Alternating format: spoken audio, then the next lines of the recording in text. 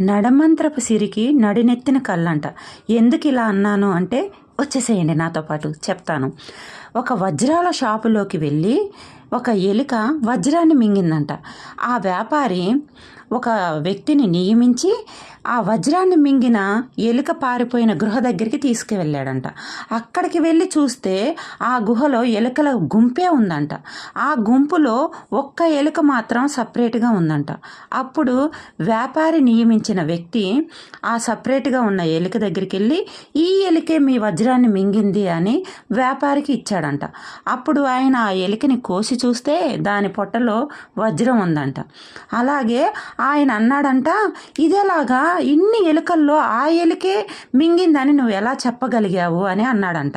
అప్పుడు ఆయన అన్నాడంట, నడమంత్రపు సిరి వచ్చిన వాళ్ళు ఇలా నలుగురిలో మెసలరు అని. అంటే నడమంత్రాన్ని మింగింది కదా, అది